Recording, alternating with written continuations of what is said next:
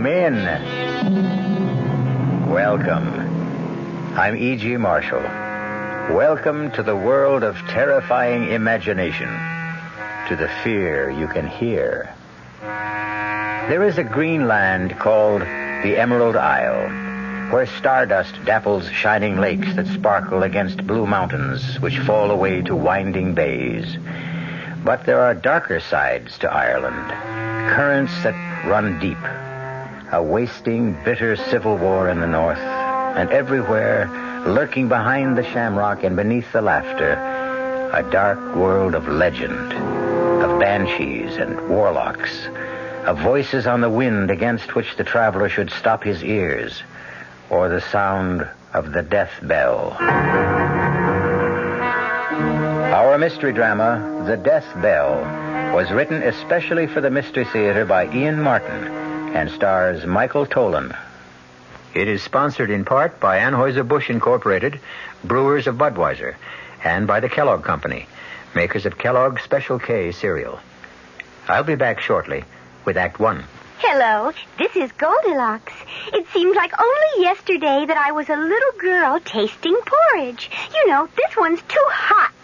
This one's too cold. And now I conduct taste tests on diet drinks. And there's one I must tell you about. Sugar-free diet 7-Up.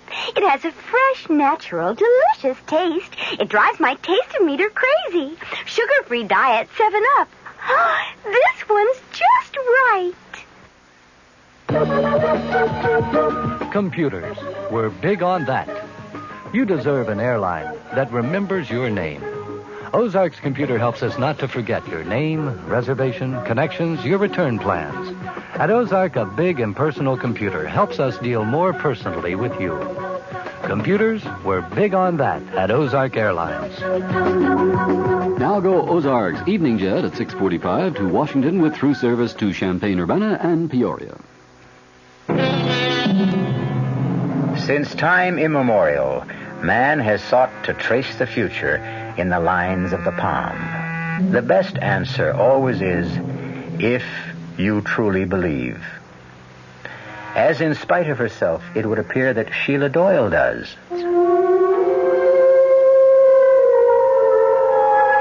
The moment I clapped eyes on Benny's cousin from the States, Brian Mackin, there was a bogle tugging at my skirts. And the one look in his hand ran the blood in me cold, for I never saw a shadow plainer.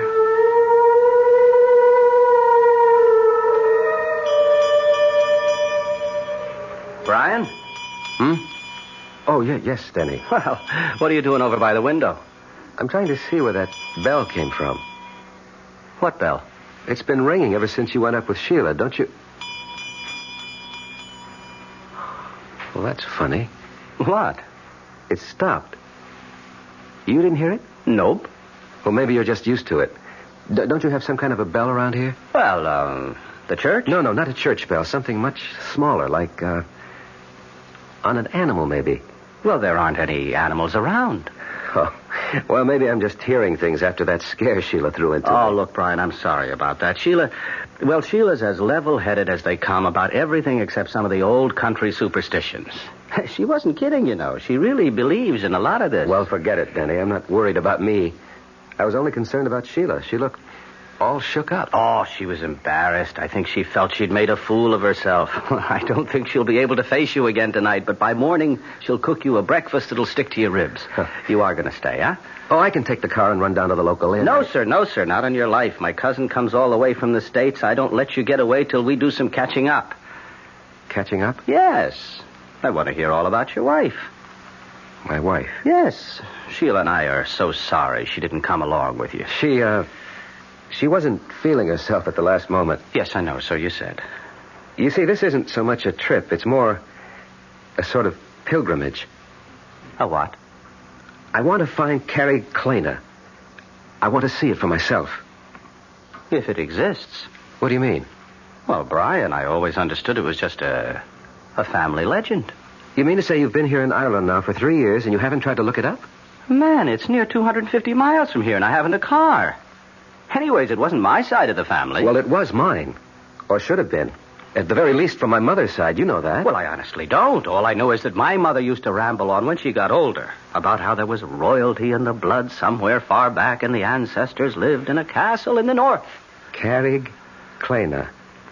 It was a castle. Huh? The Carrigs were said to be in the direct line of descent from Brian Boru himself. And it was a family custom to name the residence for the family name and for the wife who reigned over it. My great-great-grandmother, Clena, was married to the last of the line, Lord Carrig. Your great-great-grandfather? That's one of the things I'd like to find out. See, I think he was. You think? Lord Carrig didn't. He killed Clena and threw the man he said was her lover from the balcony over the sea to be smashed to death on the rocks below. And he sent my great-grandfather to be brought up by his wife's family, the Mackens. Your great-grandfather? You mean Carrig's son? He refused to recognize him. Claimed he was illegitimate. I see. Well, now, look. Looking for an old lost castle is as good a way as any of spending a vacation. You'll get a chance to see a good bit of Ireland on the way. Now, come on. Let's go get your bag out of the car, and I'll show you to your room.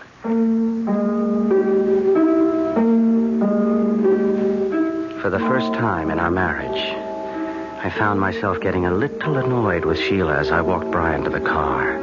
There was that vague kind of family connection between us. You write off as cousins, but mostly what we were was old friends and classmates.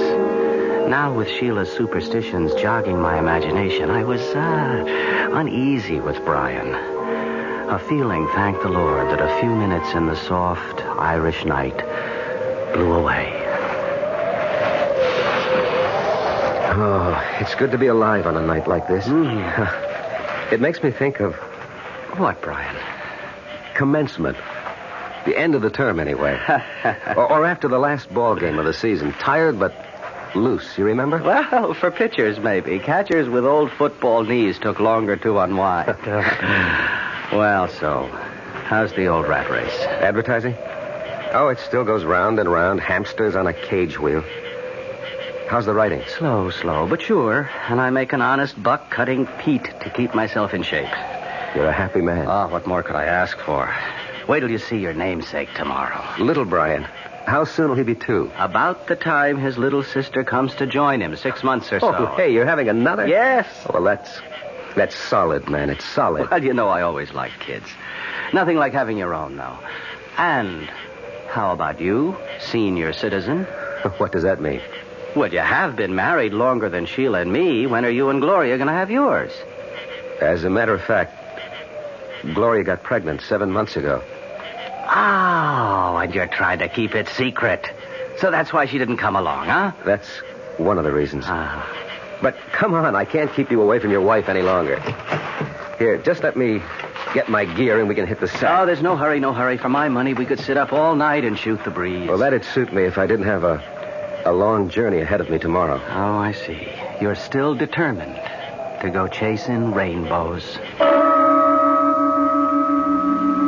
I heard the door close when they left the house, and had gone to the window to watch Denny and Brian talk at the car. I couldn't hear the words, but at least Brian's arms slung around Denny's shoulder eased my mind enough to make me go to bed. Still and all, even with the soothing sound of their voices rumbling below and their laughter, it was long before I fell into an uneasy sleep. Oh, Denny? Oh, I'm sorry. Shh, Sheila, shh. Darling, go to sleep. It's all right. I was half on to waking. Turn the light on. No need. I'm all undressed. Just come into bed. And did you get Brian settled? Yes. He's snoring already. By the time I closed up and looked in on little Brian, he was dead to the world. Darling, what's wrong? You shivered. Oh, 'twas maybe a hair limped over my grave. Hold me. Who needs to be asked? Sheila, you're wrong about Brian. What way? We've had a long talk, just like old times. I never felt closer to him. Well, I know you've missed him since you came away here. We were always more like brothers than cousins. Well, I'm not saying he isn't tense and all wound up, but that's old stuff to me, Akushla. Oh, you're making to be a real Irishman again. Well, next to you because of you, and grateful I am. Are you for real, Danny? Don't you know? Oh, Sheila, I used to be all tied up in knots like Brian, and that's all it is, you see. Well, I hope you're right. You haven't heard the best news yet. What? Well, you're not the only one that's carrying a heart beneath your own. Gloria's expecting. Brian's wife? When? Before you. That's why she didn't come along this trip. Well, that's good news, Denny.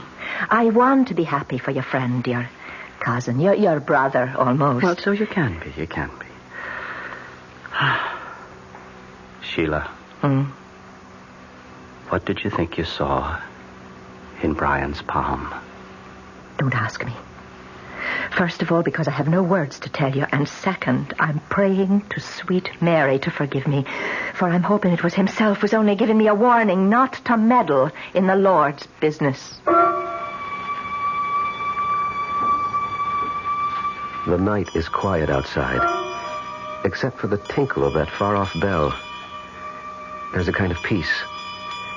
I had to stop here with Denny, touch normal life, if only for a moment. I will not think back, and tomorrow must wait till I find it. I know what it will bring to so many people. I wonder what it will bring to me, Brian Mackin. The last thing I hear is the bell, lulling me to sleep.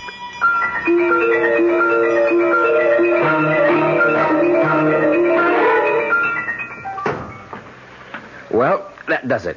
All set for the road. No, I wish you didn't have to go so soon. So do I. Will you stop by then to see us on your way back? I don't know if I'll be coming this way, Sheila. Oh, try to make it.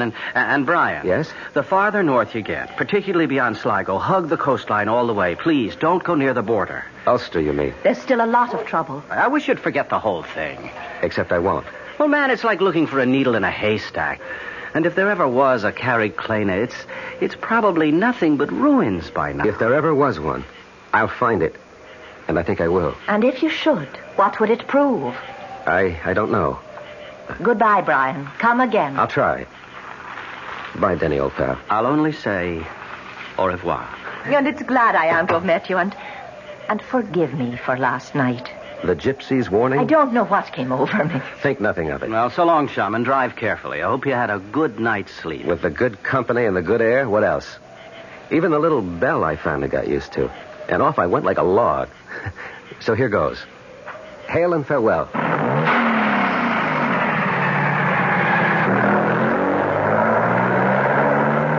What was that about a bell, Denny? Search me, Mavourneen. When I came downstairs last night after I took you up to bed, Brian was by the window. He insisted he could hear a little bell ringing somewhere, but I couldn't hear it. What kind of a bell was that? Like it was on an animal, he said. Not like a cow, but more, say, like a goat. The Lord and all his saints be praised. No, what is it, Sheila? We should call him back. He should get out of Ireland. Oh, what are you getting all riled up about now, honey? I told you he was holding the shadow of death in his palm. Now I know I made no mistake. There's no bell in this town he could have heard, like you said. Except one. What? The one that's only heard by him it sounds for, and I know it for sure. 'Twas the death bell. Is Brian Mackin really marked for death? And if so, how soon? And how? We will return shortly with Act 2.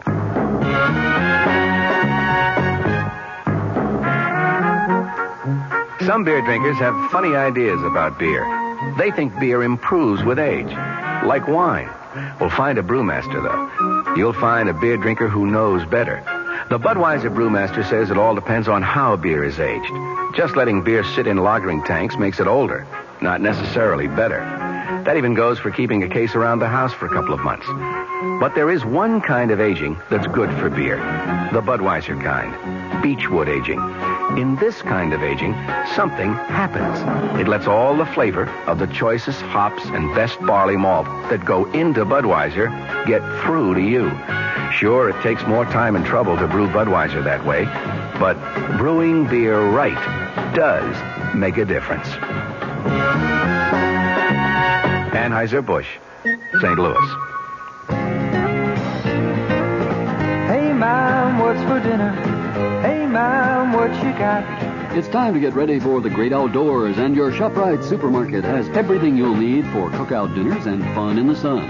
And for this week's dinners, ShopRite is featuring whole grade A frying chickens, just 37 cents a pound. Roasting chickens, up to 4 pounds, 47 cents a pound. Choice beef rib steaks, $1.19 a pound. ShopRite Franks, just 89 cents a pound. Get all your outdoor cooking equipment and many great food values at your ShopRite supermarket this week. She loves the family. She wants the best. She does all that she can do. She lets ShopRite do the rest. Hey, Ma, what's for dinner? ShopRite has the answer.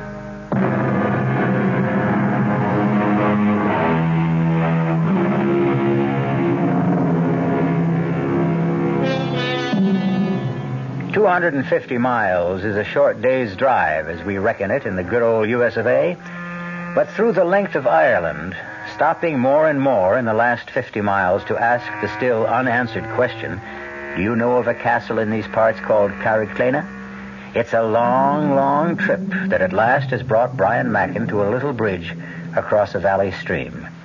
Stopping there to eat the lunch Sheila put up for him before he left, he has scarcely finished it as twilight falls. Then, as he dozes for a moment, back against a tree... What? Pull him up! Pull him up! I can't control him! Hold on, don't get thrown! Oh, boy! Oh, easy! Hold up there! Hold up! All right. Easy, boy. Easy. All right. Are you all right, ma'am? Yes, and I'm much beholden to you, sir. Oh, it's my pleasure. What happened? Well, something frightened my horse. I lost control. May I have the reins, sir? All right, now, stay, boy, stay. Here you are. Oh, thank you, Mr. Brian Mackin. How do you do? I am the Lady Clena Carrig. What? I said I'm Lady Carrig. Of Carrickclena? Well, naturally. Then it does exist. I should hope so. I was just on my way home. Where is it?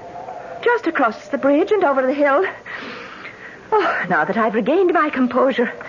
On my soul, you do look familiar. I didn't catch your name. Brian Mackin. Oh, no. No. You must be mad to try to intercept me here. Run, Brian. Run for your life. Reach him. Get. Wait a minute, my lady. If you value your life, stay away from me. I am frozen at her sudden flight. Then suddenly I find myself running after her, laboring for breath over the last burst to the crest of the hill. Oh, damn, the light going. But where? She couldn't have just disappeared into thin air. But she had. In the lowering darkness, I can see the long sweep of the countryside down to the rocks and sea cliffs. And there's no sign of horse or rider, or of any destination they might be bound for, nor any road for a horse to follow, much less my modern car. For the moment, I realize I must return to my car and seek some lodging for the night.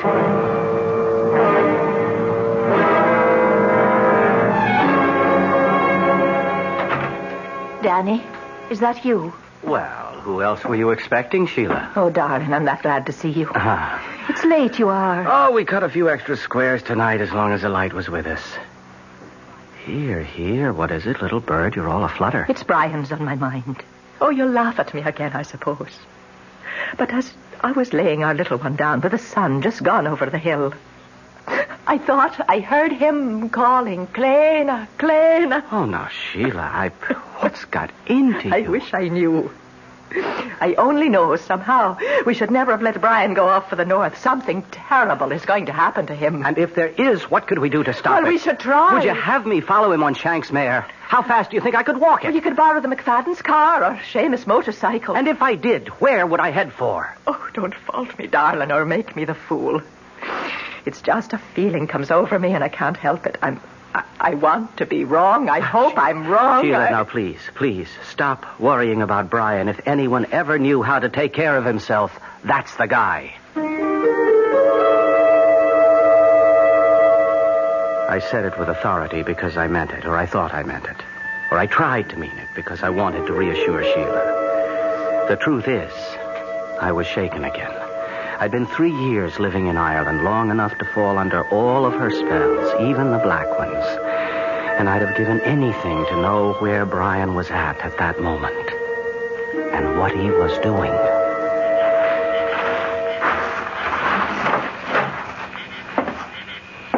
Excuse me, gentlemen. Sorry.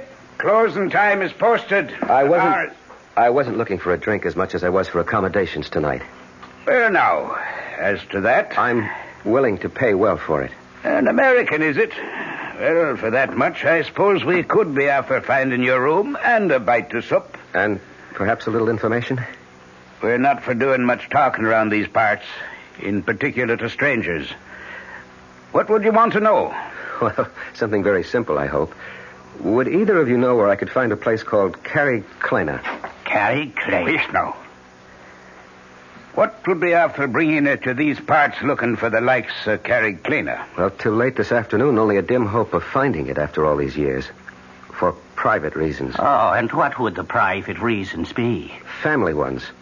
My great-grandfather was born there. Was he now? And what was it that late this afternoon gave you the good hope of finding Carrickclena? I ran into someone who lives there. Who lives there? Paddy? Will you hold your tongue, Mick? And who would you have met that said they was from the castle? A very beautiful woman. A girl, actually, who said she was the Lady Clena Carrick. Oh, the Lord and his saints preserve us. The Lady Clena? Where was this then? For about 5 miles or so north of here. There's a road goes winding down to a little bridge and then goes up a rise on the other side, but sort of peters out. Ah, that's the old Ballybrig across the Scallanore. Did you drive your car across that bridge? No, I stopped this side of it because the going was getting so rough. Sure, it's lucky you didn't drive on it. It might have carried away with you. That bridge has been condemned for anything but foot travel as long as I can remember. But why? Because it doesn't lead to anywhere anymore. It leads to Carrickclena somehow. How would you know that? Because the lady was bound for there on her horse. Ah, was it a big bay mare with a mane as white as snow? Yes, that's the one. And the woman, how was she dressed? Why, she was in sort of a green velvet dress with a big hat, like an old-fashioned riding habit, you'd say. Oh, Mary bless us. And the good Lord save us all. Old-fashioned it is for sure. For the Lady Clena has been dead these 100 years and more. No, this was a young woman. She was only past her 21st year when she died. That was no real woman you saw this afternoon, stranger. That was her ghost. But I talked to her. Did you now, then? What you saw was never real. And you can take that as gospel. Well, perhaps. I hadn't eaten all day, and I did take a nap under a tree. And 'twas twilight, when all fancies begin. We'll let it go at that, anyway. But Carrickclena, is that just fancy, too? Well, now, as to that... Must you always put your oar in, Mick? I'm talking to the gentleman here, Mr... Mackin. Brian Mackin. It is a good Irish name. I mentioned that my family came from Ireland. So you did. And at least you've had the sense God gave you to come back. I'm Paddy Flynn, and the little runt here is Mickey Mahan. The top of the evening to you. Is it back you are to stay, Mr. Markin? That depends on what I find at Carrickclena. It's little you'll find there. Deserted and empty, and blown by the winds for a century. It's not but a ruin. Not worth the effort to go by it. And sometimes at nightfall, there's a woman's voice that'll call, come away, and ill betide the man who listens. Well, just the same, I want to see Carrickclena. Can you guide me there? Not by night. I wouldn't stir out by night for all the gold in a leprechaun's hoard. Maybe tomorrow. We'll see. It's time we were all to bed. Come, I'll show you your room, Mr. Mackin.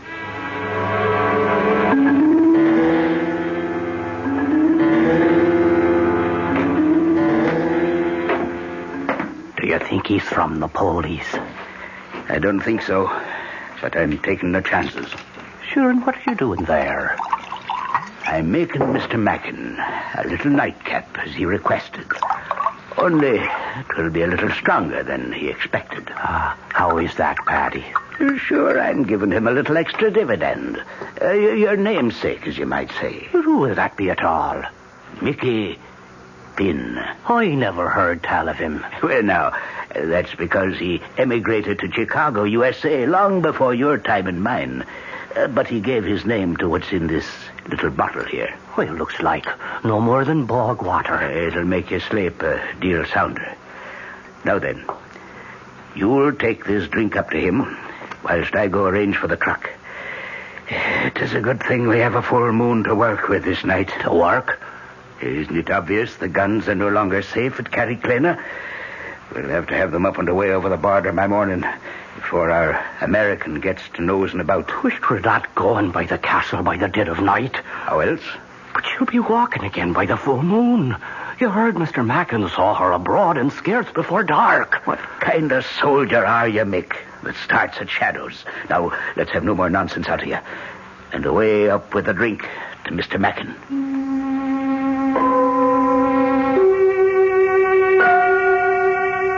I look at my watch. It's just after midnight. The nightcap is untasted on the table beside my bed. I don't trust it. I don't trust a lot of things. But where to get rid of it? A vagrant memory drifts across my mind of jokes among old country people. A quick look under the bed, and there is the receptacle.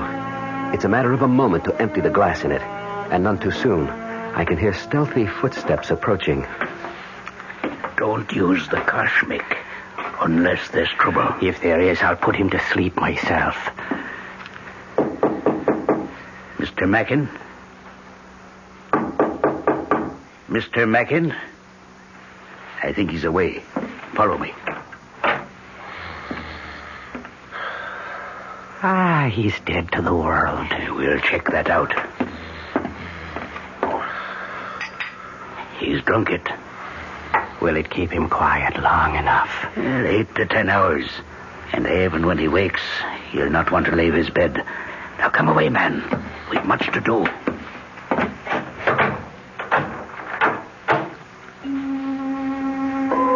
Lying on my bed, snoring, pretending to be asleep, I have listened to everything. But the fall of that heavy lock tells me once and for all, I am a prisoner. But as I wait for them to leave the house, I know that nothing will keep me from Carriclana. I have an appointment there that's been waiting 100 years. And even now, in the still of the night, I can hear the far-off tinkle of that bell and a voice crying. Come away, Brian! Come away back to Carriclana.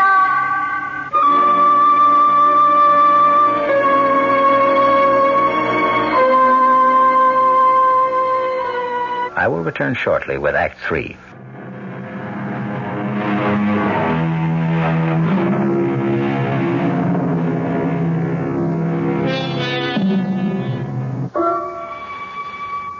I stand by the window, carefully on the side where the moonlight cannot cast my shadow, and watch the courtyard of the inn below. A small truck like a weapons carrier is there, and Patty and Mick climb into it. In a moment, it has gone to a destination I can only guess. By the time I am out the window, clambering to the courtyard and into my car, there is no hope of following, particularly when I find my distributor cap gone and my car useless. It's a long, agonizing walk for 5 miles, even on a moonlit night. And by the time I have crossed the bridge and climbed to the ridge above, I am at the ragged edge of exhaustion. But there is a reward. Far below, against the restless sea, there are pinpoints of light that move. I am near the end of my pilgrimage, and the bell is sounding again.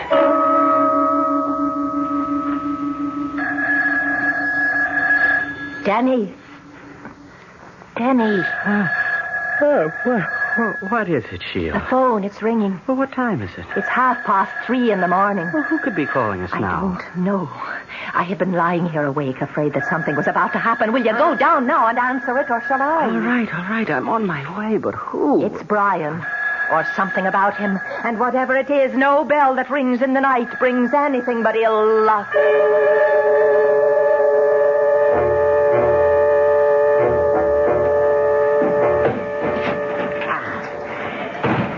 Is that the last of them? Not by a long shot.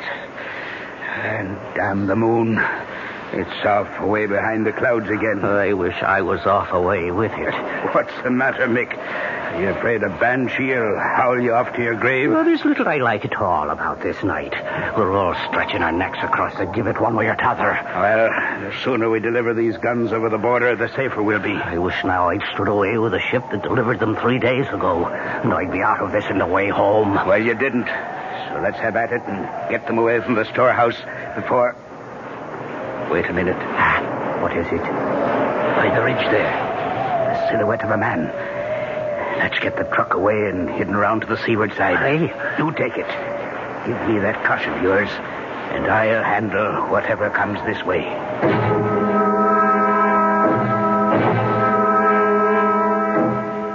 Yes, Sergeant, he was.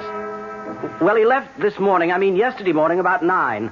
All I know is he was headed somewhere north of Sligo, Galway Bay area. Yes, he was looking for a place named Carrickclena. No, not at all. And please, he's a cousin of mine and a very good friend. You will keep us notified and let us know what's happening. Yes, I'd appreciate that. Thank you. What is it, Denny? Oh, what are you doing out of bed, Sheila? Who was on the phone? You said Sergeant. It was Liam Flaherty of the police. Oh, Sheila, there's all hell to pay. Tell me. There was a tracer from the States. They called the local here to get in touch with us. Why? The police in America. They're trying to get in touch with Brian. What has Brian done? That isn't the point. It's what's been done to him. What? Brace yourself, my darling. Somebody murdered his wife.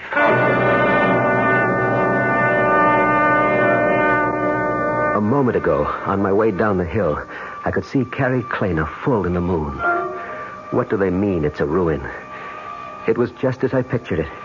Turrets, mullioned windows with diamond-shaped glass panes, great oak doors, and ivied granite.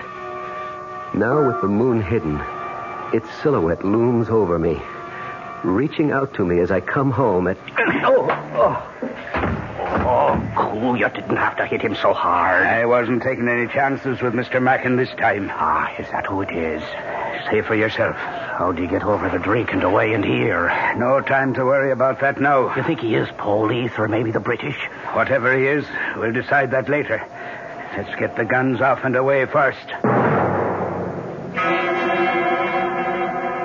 I'm standing in front of the great door of Carrickclena, and I know that everything's going to come clear at long last. I reach out and pull the bell.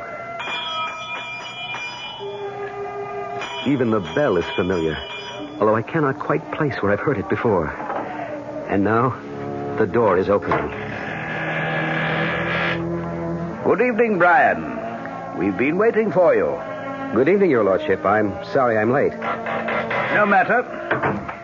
We've but just finished dinner, and her ladyship is with the child. Will you join me in a glass of mulled wine? At your pleasure. I've not seen you for some time, and... the devil. I forgot. I must catch my sea captain before he leaves to send some packets. Will you forgive me? I should not be over 2 hours or so. May I hope you'll attend milady in my absence? I should be happy to, except... Would you not rather I transmit the packages for you on my way home? No. I must have certain words with the shipmaster that I alone can bring. Besides, I would not deprive Clena of some outside companionship. We're so isolated here, it would be cruel to deny her a new face to brighten her solitude. The hour is late. Perhaps it would be better... No, I won't hear of it. You shall be our guest for the night, and I shall be back post-haste. I'll try to make it in as close to 2 hours as possible. Meanwhile, make yourself completely at home. I am in a dream, I suppose. For by my host's clothes, the speech, a calendar I find on the wall, I am back in the past over 100 years. But more important, I am within the walls of Carrickclena, and the riddle of my whole life, I feel, is near to being solved.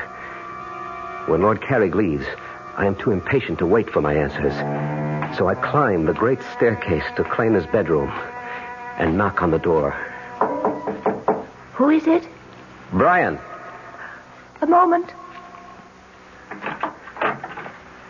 What are you doing here? I grew tired of waiting for you to come down. My husband, he's... Lord Carrick has ridden to town.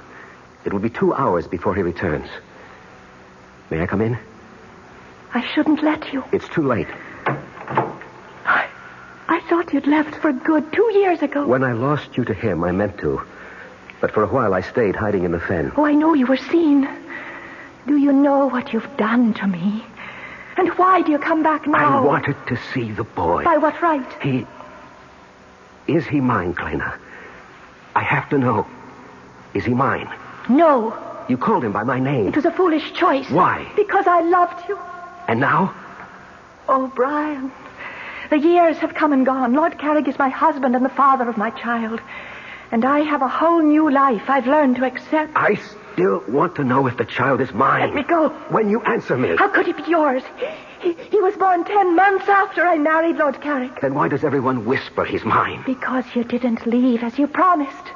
Why didn't you take yourself right out of my life? But there was nothing between us after your marriage. We know that, but no one else believes it.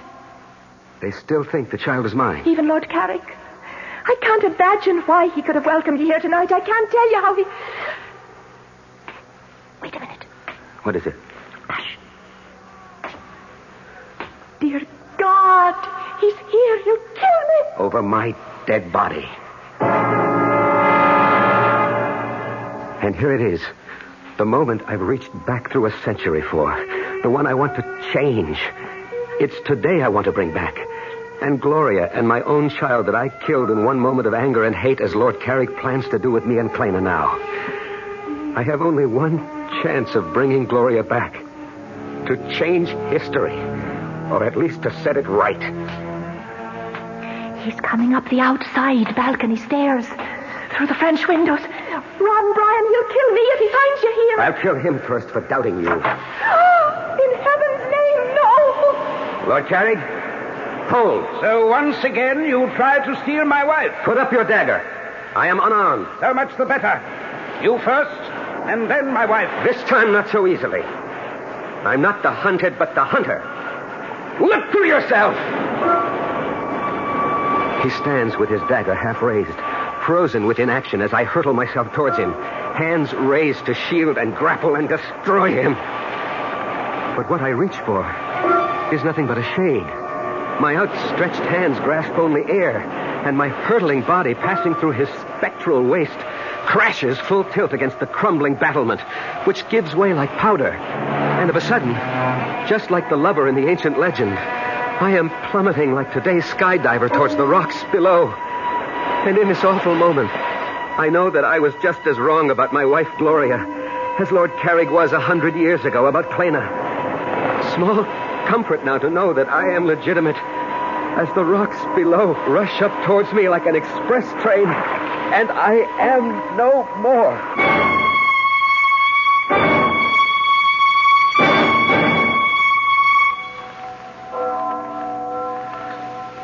Are you ready, Sheila? In a moment. What is it, darling? That bell. I don't know if I ever want to hear a bell in my life again. That's only the church bell. We didn't ever hear the other one. What happened to him, Denny? Oh, I'd have to be God to answer that. He snapped. The way a lot of us do when life spins us around too fast and curdles our brains. Why do you think I ran away from it all and came here to find peace? Brian really killed Gloria. He'd had a nervous breakdown 2 months ago. He escaped from the sanitarium. His obsession about paternity had put him there, and Gloria was asking for a divorce. He lost his head. She lost her life. But how did he think he could escape by coming here? I don't think he was looking for escape, but... Oh, I know it's such a writer's word, but... expiation. Are you saying, then, he was after taking his own life? We'll never know, Sheila. The police say there's some evidence that the IRA were using Carrick-Clena as a depot for smuggled arms from the sea. Maybe he stumbled on them. The local folk would tell you that anyone in that haunted castle after dark, especially when the moon was full, was risking God knows what. And someone I know very dearly sensed he was marked by fate for death. Oh, don't. I wouldn't wish that on anyone. Perhaps for Brian Macken 'twas the only way. lets us go give him a decent burial. And wish him peace at last.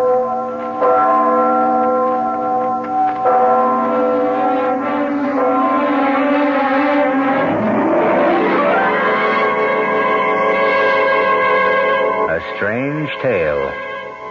A tortured man who borrowed a century-old sorrow and carried it on his back like the old man of the sea. Small wonder he broke eventually under the senseless strain and ran amok. A man to be censured, but also to be pitied. A man for whom the death bell sounded. Let his epitaph be John Donne's, lest you stop to criticize too harshly. Ask not for whom the bell tolls. It tolls for thee. I'll be back shortly. Oh, sure. You can talk about good-tasting diet drinks, but I know. I'm Goldilocks, and here at my taste-testing laboratory, I taste-test them all. And nobody's been drinking my diet drinks until I tested sugar-free Diet 7-Up.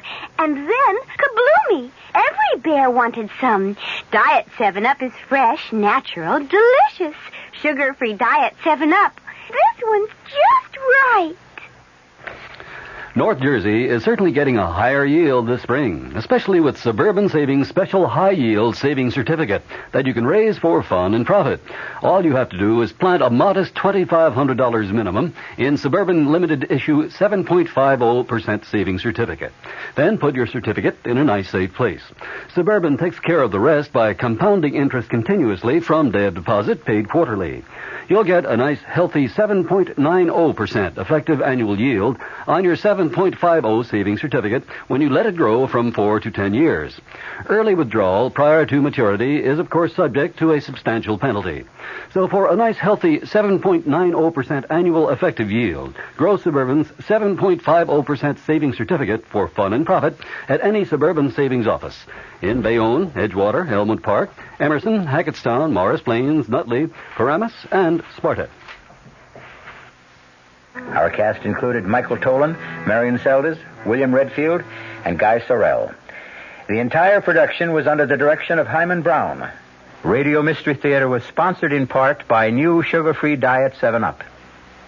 This is E.G. Marshall inviting you to return to our Mystery Theater for another adventure in the macabre.